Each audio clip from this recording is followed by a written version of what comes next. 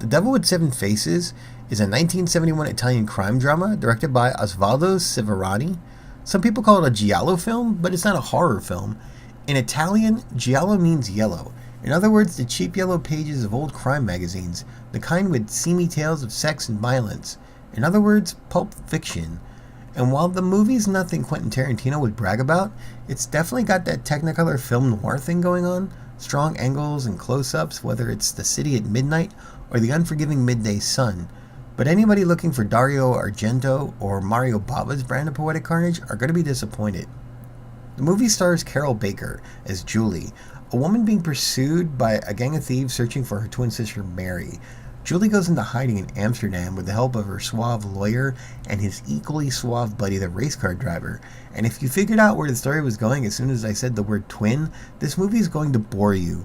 My research says that the original co-production with Spanish investors ran out of money and the director had to reshoot some scenes and cobble together a cut for English-speaking audiences, which explains why there's so much of that rush but spelled out exposition, a lot of people on telephones restating plot points.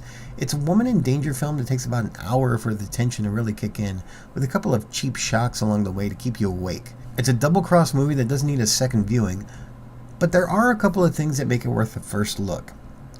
The vibe definitely reminds me of late 70s American cop shows, between the camera work and the loungy bossa nova soundtrack that makes the movie feel less like a campfire tale and more like a brunchtime anecdote told over mimosas. And when they ditch the dialogue, the movie actually starts feeling like a thriller. The best scenes include the attic scene 42 minutes in, the car chase 64 minutes, and the climax at the windmill 1 hour 16 minutes. And yes, it's filled with Dutch angles. Ratings-wise, this would be a PG-13. Lots of shooting, but not a lot of blood. 2 bouts of sexy time that are naughty, but not racy. About as much skin as a perfume commercial. And 7 on-screen deaths that range from boring to goofy. There's more than a bit of riffable material here for those who like to pop open a couple of cold ones and heckle a movie. Giallo buffs might recognize such actors as the Clint Eastwood of Uruguay, George Hilton, or the Italian Peter Lorre, Luciano Pagazzi. But I was most impressed with lead actress Carroll Baker. If you're a classic movie buff, you might know she was nominated for an Oscar for the title role in Elia Kazan's Baby Doll.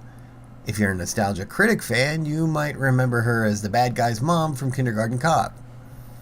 Her resume extends decades, and she's even done a lot of prototypical Giallo films like The Sweet Body of Deborah, Knife of Ice, and Baba Yaga. She left Hollywood for Italy in the 70s before returning to the US to star in Andy Warhol's last film titled Bad.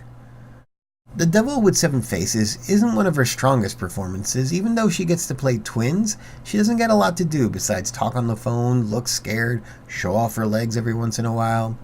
But there's one scene at the very end, where her character's been discovered by the lawyer, where Carroll Baker does so much with just a look.